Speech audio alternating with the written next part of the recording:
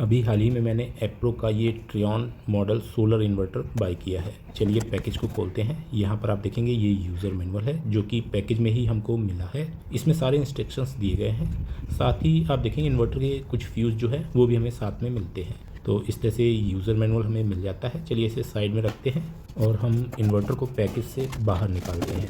जैसा कि आप देख पा रहे हैं मैंने इन्वर्टर को पैकेज से बाहर निकाल लिया है। इन्वर्टर का model number REN M1P1180012 solar है। ये 12 वोल्ट में 1500 VA का pure sine wave solar inverter है। इस इन्वर्टर में 26 एम्पियर तक की टर्बो चार्जिंग हमको मिल जाती है। बाकी सारे स्पेसिफिकेशंस यहाँ पर आप लिखे हुए देख पाएंगे। इस इन्वर्टर को यूज़ करने के दौरान आपको क्या सेफ्टी प्रिकॉशंस लेने हैं, सेफ्टी फीचर्स में बॉक्स पर ही मेंशन है। इन्वर्टर पर ब्रांड द्वारा 24 मंथ की वारंटी हमको मिलती है, लेकिन अगर आप विद इन 7 डेज प्रोडक्ट को QR को स्कैन करके रजिस्टर करते हैं तो आपको 6 मंथ की एक्सटेंडेड वारंटी जो है वो ब्रांड द्वारा मिलती है। यहाँ पर इन्वर्टर का जो MRP है 21,500 है, लेकिन मैंने इसे 11,300 का बाय किया था। चलिए अब मैं PCU का फ्रंट पैनल दिखाता हूँ। यहाँ पर पहली बटन जो है ये ऑन ऑफ स्विच है। इसके बाद सेकंड बटन UPS और नॉर्मल मोड स्विच है। थर्ड बटन हाई और नॉर्मल चार्जिंग स्विच है। चौथी बटन पावर सेविंग स्विच की है। अब हम इस सोलर इन्वर्टर में टाइम और अदर पैरामीटर्स को कैसे सेट कर सकते हैं के बारे में जानेंगे। सबसे पहले इन्वर्टर के ये जो बटन्स हैं इनको स्विच 1, ये स्विच 2, स्विच 3 और स्विच 4 मानते हैं।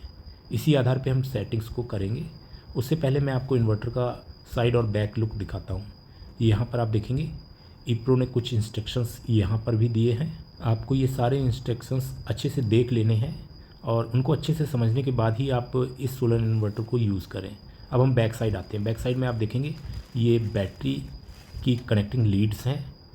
तो यहाँ पर इस तरह की हैवी लीड्स जो हैं वो आपको मिलती हैं। क्योंकि ये इन्वर्टर 1500 VA का है तो यहाँ पर जो बैटरी कनेक्टिंग लीड हैं वो काफ़ी हैवी हैं। इसके बाद आप यहाँ पर देखेंगे ये हमारे PV के कनेक्टर हैं जहाँ पर सोलर पैनल से आने वाले वायर कनेक्ट होंगे। ये हमारा आउटपुट सॉकेट है जिससे हम आउटपुट लेंगे। यहाँ पर एक रीसेटेबल फ्यूज़ लगा हुआ है। क्योंकि ये इन्वर्टर 100 एम्पियर MPPT है तो इस पर जो कूलिंग फैंस हैं वो 2 इंस्टॉल हैं, एक मेन किट के लिए, दूसरी MPPT के लिए। अगर आप ये इन्वर्टर बाय करना चाहते हैं तो बाय लिंक मैंने वीडियो के डिस्क्रिप्शन में दे दिया है। चलिए अब हम इन्वर्टर के मॉड सिलेक्शन साथ ही टाइम की सेटिंग को देखते हैं। डिस्प्ले में आप देखेंगे इस तरह की डिस्प्ले है और इसमें ये स्विच लगे हुए हैं और इन स्विच को प्रेस करके हम काफ़ी सारे पैरामीटर्स जो हैं उन्हें सेट कर सकते हैं। पहला स्विच ऑन ऑफ स्विच है, दूसरा मॉड स्विच है, जैसा कि मैंने आपको बताया, तीसरा हाई लो का स्विच है और इसके बाद पावर सेविंग का स्विच है।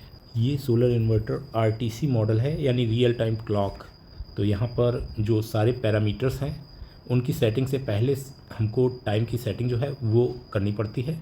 तो टाइम की सेटिंग किस तरह से करेंगे चलिए उसे देखते हैं।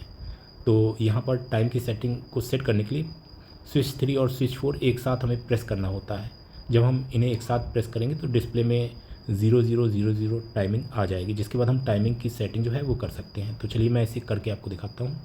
आप देखेंगे 3 और 4 मैं प्रेस किए हुए हूँ और जैसे ही मैंने इन्हें रिलीज़ किया डिस्प्ले में आप देखेंगे कि टाइम आने लगा। मिनट की रीडिंग को इंक्रीज़ या डिक्रीज़ करने के लिए स्विच 3 और 4 का हम यूज़ करेंगे। जैसा कि आप देख पा रहे हैं स्विच 3 को प्रेस करने पे मिनट इंक्रीज़ होते हैं और स्विच 4 को प्रेस करने पर डिक्रीज़ होते हैं। अभी टाइम जो है वो 8:10 AM है तो हम 10 मिनट जो मिनट की सेटिंग में है उसे सेट करते हैं। आप देखेंगे इस तरह से हम स्विच 4 को प्रेस करके टाइम को 10 मिनट पर ले आए हैं। अब 1 और 2 से हम यहाँ पर जो हावर है उसकी सेटिंग करेंगे। जैसा कि आप देख पा रहे हैं मैंने 8:10 AM जो है टाइम की सेटिंग सेट कर दी है। अब इसको हमें कोई भी स्विच प्रेस नहीं करना है, ये ऑटो सेव हो जाएगा। यहाँ पर आप देखेंगे अब जो टाइम है वो हमारा सेव हो चुका है। अब मैं आपको इन्वर्टर को ऑफ़ करके दिखाता हूँ। स्विच 1 अगर हम प्रेस करके रखते हैं 5 सेकंड तक तो हमारा इन्वर्टर जो है ये ऑफ़ हो चुका है। ऑफ़ होने पर इन्वर्टर ऑन ऑफ वाले ऊपर इंडिकेटर को भी आप ऑफ़ होता हुआ देख पाएंगे। अब ये फिर से ग्लो कर रहा है क्योंकि मैंने इन्वर्टर को ऑन कर दिया है। इसी तरह से मॉड में हम UPS मॉड या इन्वर्टर मॉड लगा सकते हैं। अगर UPS मॉड हम सिलेक्ट करेंगे तो LED जो है वो इंडिकेट करेगी। आप देखेंगे रेड इंडिकेटर जो है वो जल रहा है। इसी तरह से हाई लो चार्जिंग में भी आप जब हाई रखेंगे तो LED जो है वो ग्लो करती है और हम जैसे ही नॉर्मल चार्जिंग करेंगे तो LED ऑफ हो जाएगी। फाइनली हम पावर सेविंग मोड को कैसे सिलेक्ट करते हैं उसे भी देखते हैं। यहाँ पर SL1, SL2, SL3 और SL4 की सेटिंग्स जो है वो हम इस स्विच से कर सकते हैं। इस स्विच को 5 सेकंड आपको होल्ड रखना है। आप देखेंगे कि डिस्प्ले में जो भी सेविंग लेवल होगी, जैसे सेविंग लेवल 1 है इस समय सिलेक्ट है, फिर से इसको होल्ड रखने पर 2 और 3 और साथ ही 4 आप कोई भी लेवल सिलेक्ट कर सकते हैं। तो मैंने SL1 यानी सेविंग लेवल 1 ही सिलेक्ट किया हुआ है। वीडियो में आपने देखा किस तरह से टाइम की सेटिंग की जाती है, कैसे सेविंग लेवल्स का सिलेक्शन होता है, इन्वर्टर और यूपीएस किस तरह से सिलेक्ट करते हैं, हाई लो की चार्जिंग, सारा कुछ इन आगे 4 स्विचेस के द्वारा कंट्रोल किया जाता है। आगे की वीडियो में मैं इस इन्वर्टर का टेयर डाउन करके आपको दिखाऊंगा।